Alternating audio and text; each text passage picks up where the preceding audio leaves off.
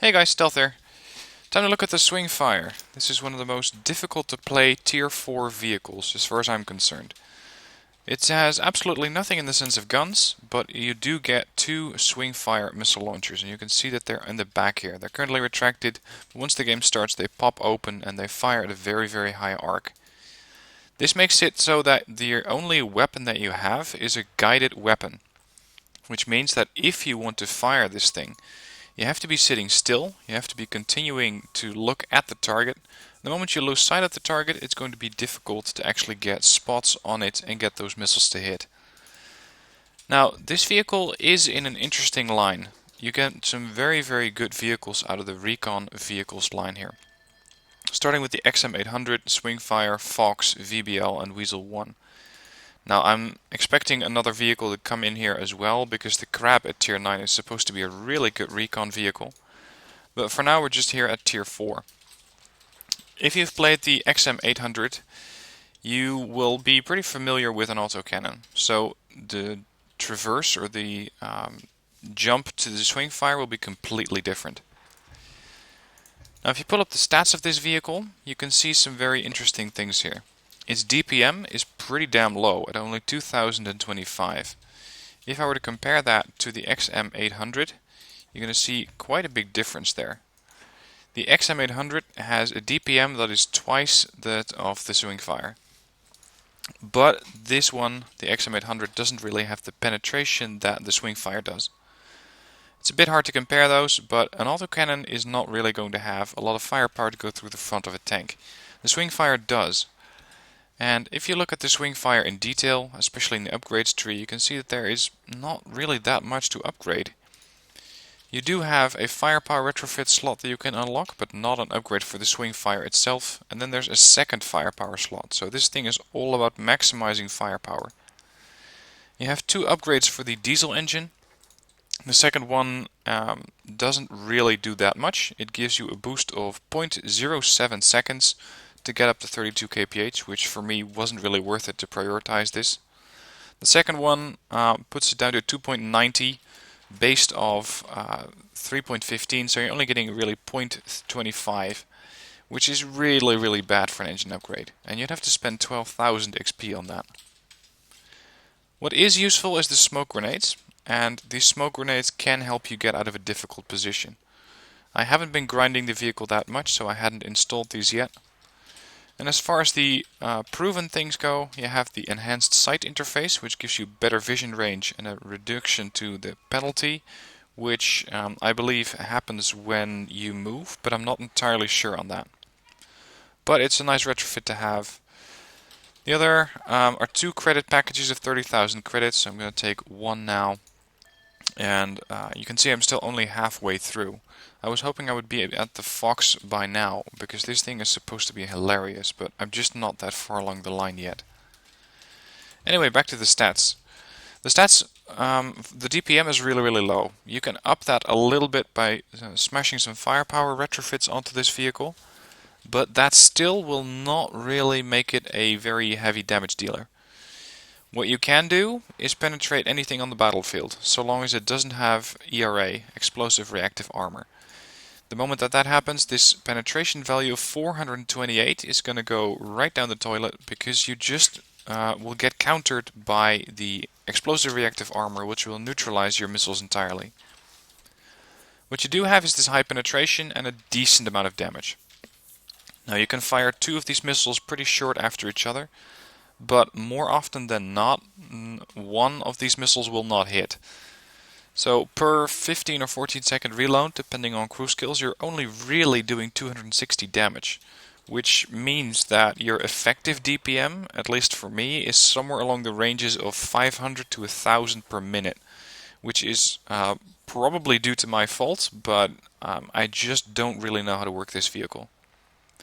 Your hit points are low, you are only a scout vehicle, you have absolutely nothing for armor, 12 on the front, 8 on the turret, as so far as there is a turret on this thing, and you got absolutely nothing in the sense of modifiers, so anything that hits is going to do maximum damage. The Swingfire isn't that fast, it has a 52 kph speed, it gets to that speed pretty quickly though. Acceleration is okay-ish. The camouflage factor is definitely what sets this vehicle apart from everything else. It has a .42 camo rating, which I believe is among the highest in the game. One of the vehicles that's notorious for being invisible is the VBL. So if I pull up those stats, you can see that the Swingfire actually has a bit more camouflage factor than the VBL, which has .40, and this one has .42. Compare it to, say, the Fox, and you can see a .30, but this vehicle is a bit bigger than the Swingfire. And the Weasel 1 has a .35. So out of the vehicles in this line, currently, the Swingfire has the absolute highest camouflage factor.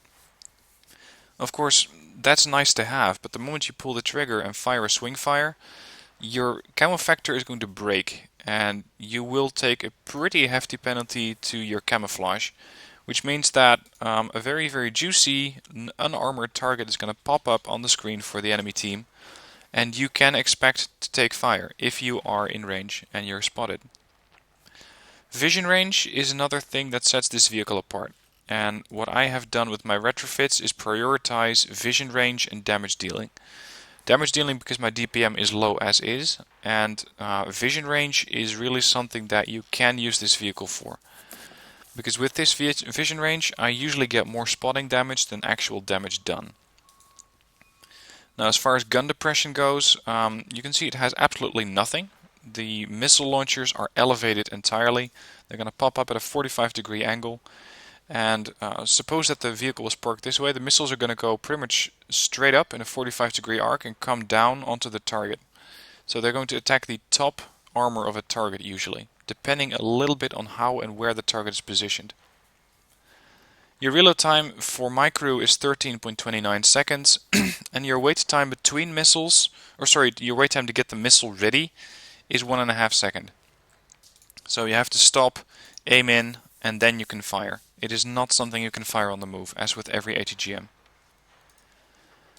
The weapon systems that you have cannot be upgraded. You only have the Swingfire ATGM, you got nothing as far as upgrades go, and you've already seen that in the Swingfire firepower tree. There's just a couple of firepower slots there.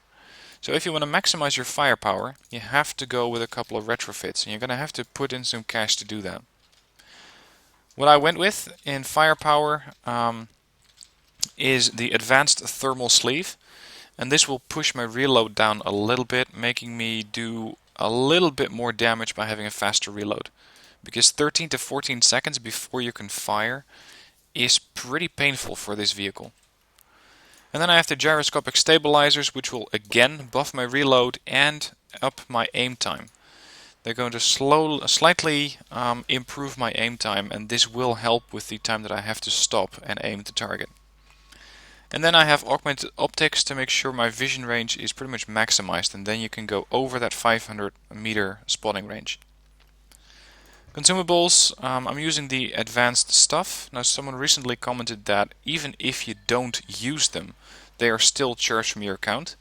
I've checked this and I haven't seen it happen. If you just leave these things here as passive modifiers, which means a less chance to catch fire, a less chance to get your crew knocked out, and a increase in repair speed.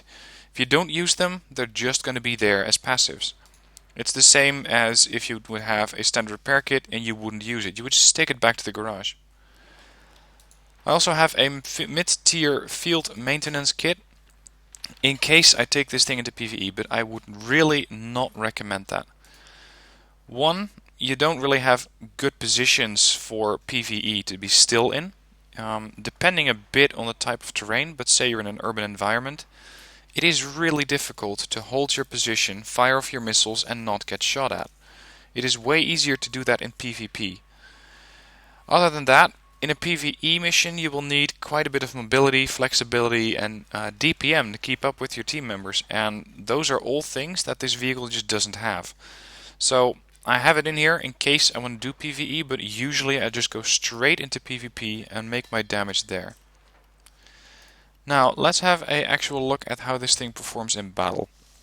Again, I'm pretty terrible at using this thing, and I hope that with this thing or with this video you have at least a bit of an idea of how to use it and how not to use it. And if you have any tips that I may forget, or things that you have found to work particularly well with the Swingfire, please let us know in the comments so we can all help each other out like that. Now, as you can see, we're loading in Cold Strike, and Cold Strike is a map which has a bit of a frozen off river, a town, and quite a bit of open area around the river, so that's where I'm going to go. I do not want to get into the town. So if you're looking at the minimap over here on the left, this is going to be my hunting grounds. Now you can play the Swingfire in two ways as far as I'm concerned. You can use it as a passive spotter, where you have to be really passive. Don't go firing off ATGMs. Those things will give away your position and you'll be back in the garage in no time. The other way that you can play it is as a TD, which is a tank destroyer. So you stay at range, you don't move too much, and you have someone else do the spotting for you as you damage them with ATGMs.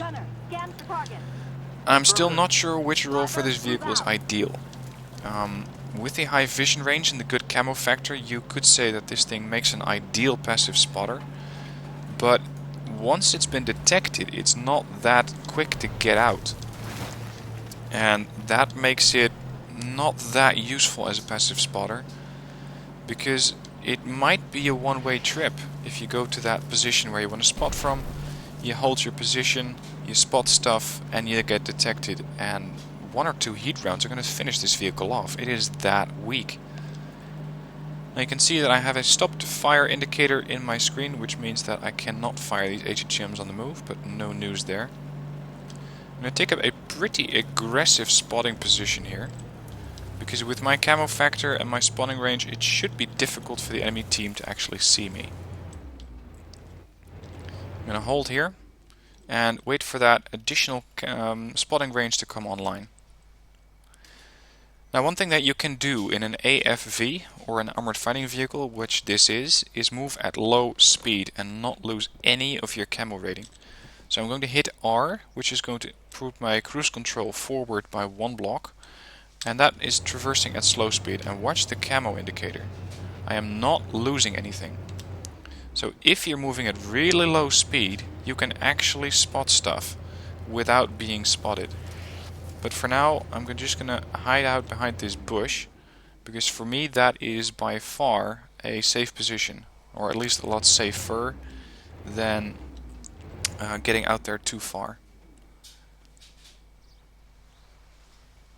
And now we wait. Waiting is something that you're going to be doing quite a bit in the Swingfire. Another thing that you can do with the Swingfire is when you're spotting targets, you can use the laser designator over here on the left to designate a target, and that's going to make it not disappear from the map for 20 minutes, sorry, for 20 seconds. 20 minutes would be a tad long. For 20 minutes, no, 20 seconds. And this will also maximize any damage that friendlies do to that vehicle. Now, one of these guys from my team was complaining that AFVs hide in the back. Yeah, this thing is not an active spotter. It does not have the maneuverability or the agility to dodge fire. And I'm thinking that most of those units might be doing the same thing as we are. They're camping back there. So what I'm going to do is push up a little bit, but using the slow forward crawl. I'm not going to go with pressing W and moving at full speed, because that would be giving my camo factor away, and I want to move at really low speed to retain that camo factor. I can see that at low speed the vehicle is moderately agile, but it still takes a while to actually get around stuff. Now I'm casting designated target there, firing 1 missile, firing a second one, 1 hit, 2 hits. And I believe the second one missed, because I only got 1 hit registered in the screen. Not sure who spotted that target. It might have been me. But at least I got 1 missile off without being detected. Well, you can see that the other Swingfire, either it's AFK or it's camping all the way back in the base. And this Swingfire over here just got detected. That is how stealthy these little things can be. I'm going to move up a bit more aggressively, because the left flank seems to be secure, and I hope to be able to help out the right flank here by coming around an unexpected angle and trying to get an ATGM into one of these tanks here. And I can see them, but they can also see me, which is usually not the best position to be in when you're using a Swingfire. There's an OF-40 here, and he went behind the building. So now it's going to be really difficult for me to actually do some damage. I can charge in and hope for the best, or take the stairs. I can keep my distance and have a really low chance of doing some more damage. These tanks have a lot of cover in this terrain, which makes it really difficult for your ATGMs to hit something, because they can be quite unpredictable. Now, missile up and hit, and the second one, of course, is not required as the Sheridan took it out. But that second missile was still near, so I diverted the target, or I diverted the missile, and that's something that you can do with a Swingfire. You can redirect it in midair, which will help, because if a secondary target pops up, you can always go for that. Now, I don't have to be looking at the target, or I don't have to be pointing at the target. I just kept my orientation straight as the tank was off to my right, and that is something you can do to some extent. It doesn't always work though. And once you're driving the Swingfire, you just have to get a feel of how the missiles react. Sometimes they're going to go straight up, sometimes they're going to try and follow a pretty straight path. It varies. There's really not a good guidebook or rule for that, especially in an urban environment like this. I cannot hit that 109 currently because I would just hit the building right in front of me. Now let's pull up the results screen. It is a bit influenced because I'm recording this during the Halloween weekend for the EU server, and with that we get 50% bonus to the XP. Which is also why I'm recording this video now, because I want to get as much XP done on the Swingfire as possible. I want this tank done, because I don't really enjoy it. I find it a lot more frustrating than any of the other vehicles that I've played so far.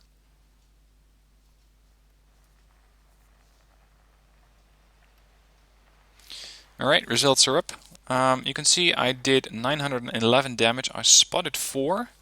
But I apparently did not do any spotting damage, it would seem. I did get some points from designating a target, which got me 32 XP. And you can see that that is 1/3 almost of the enemy damage that I did. Spotting didn't get me that much, because I designated them, but I didn't get the credits from spotting them. So I did 265 damage to spotted enemies, or friendlies did 265 to spotted targets spotted by me, but still it's not that great. And you can see that I did get a decent amount of XP, but keep in mind this is influenced both by a premium account as well as a 50% bonus to the Halloween weekend.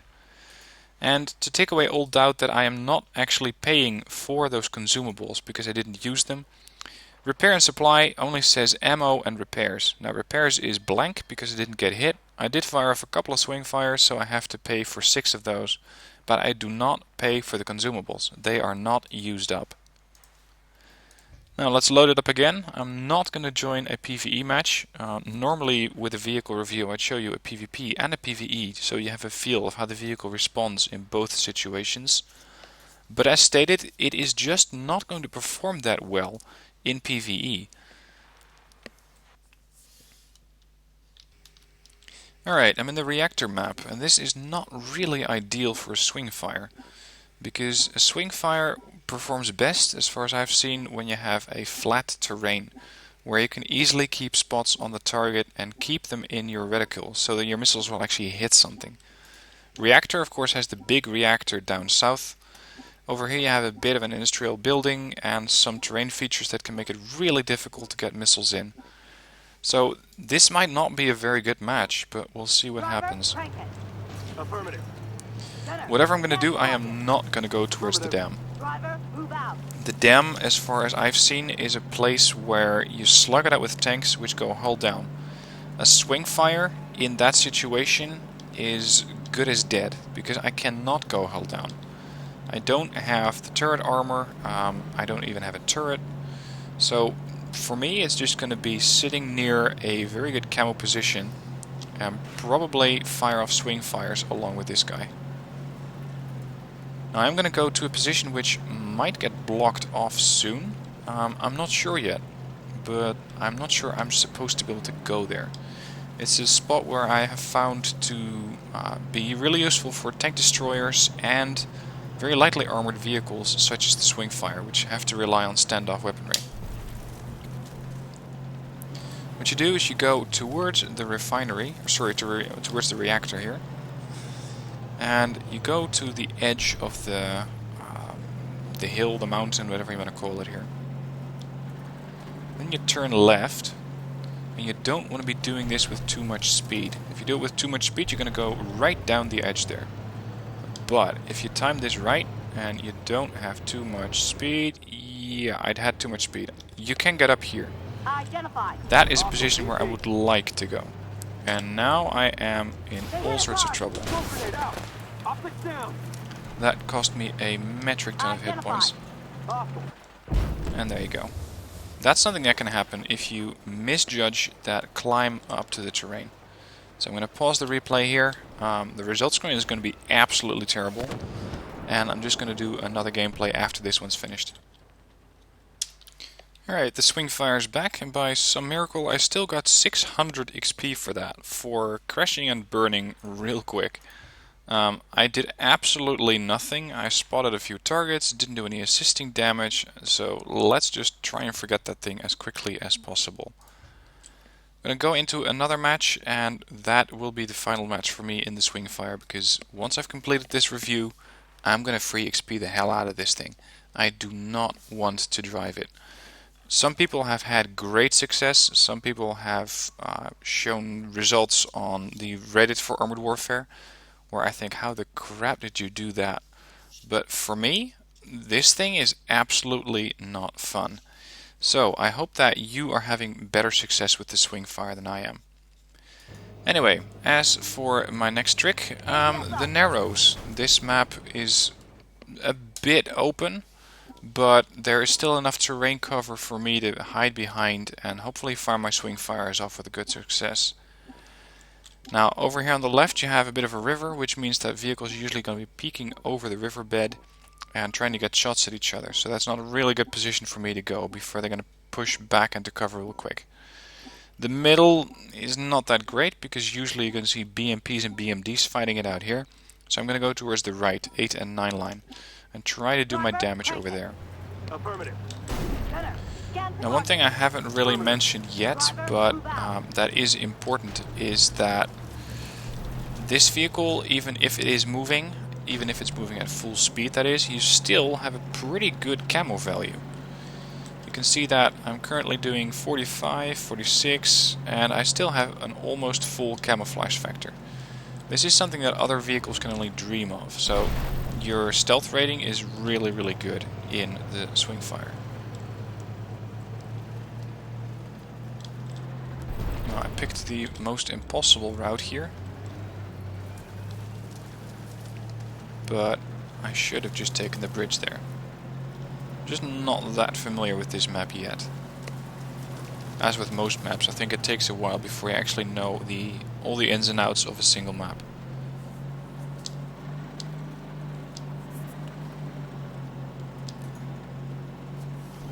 Hopefully, there are going to be targets left by the time that I get there.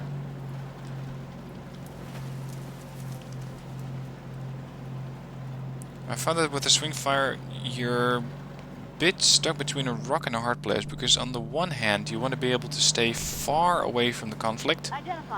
On the other hand, the farther away you are, the longer your missiles will take to arrive. Say I'm looking at this position here. It's going to take my missile 1 second to get there. It would take a standard shell flying at 400 meters per second, or 450 even. It would take a standard shell only half a second to get there. But my missiles also give the target a warning, which means that they are much more likely to pop back into cover. I'm gonna hold and wait here. I'm expecting this T-64 to make a mistake. Or one of his buddies. But you can see I'm pretty exposed up here. Now, come on. Oh, I've been detected. Possibly by that starship there.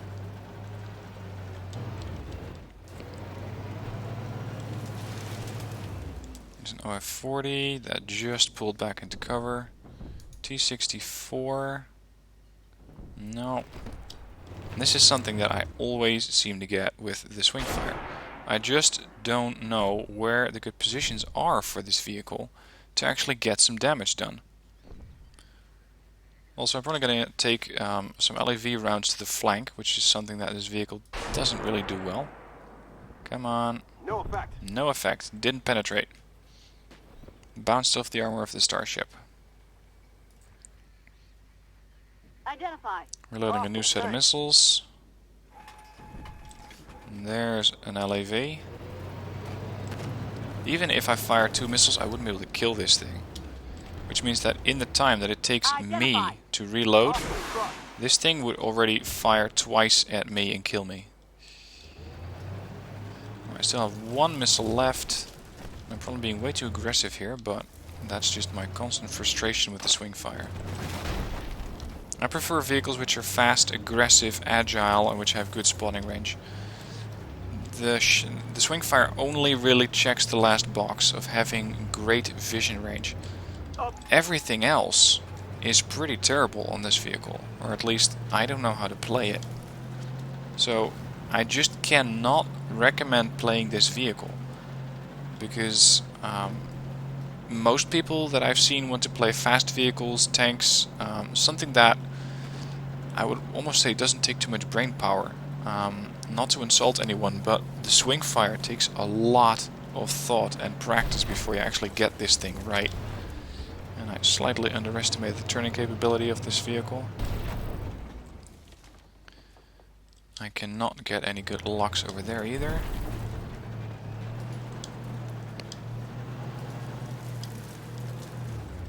Trying to get side shots on the targets here. There's an OF-40 there. I might be able to finish it off for a maximum damage of 30 hit points. Or not. Missile away. And it didn't do anything.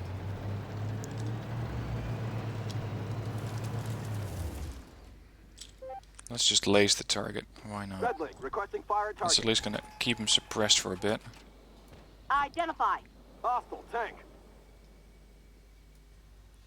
Now fire off a missile into T-64. Direct hit. Hit. Starship's backing up. He's not that much of a worry anymore. Gonna manually reload the mags. You can see I only did 226 damage. I spotted absolutely nothing. And my contribution to this team might as well have been not doing anything.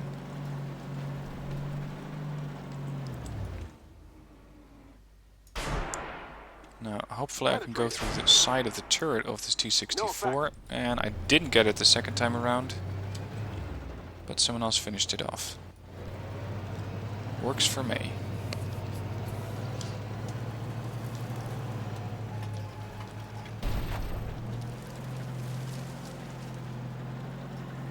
Identify.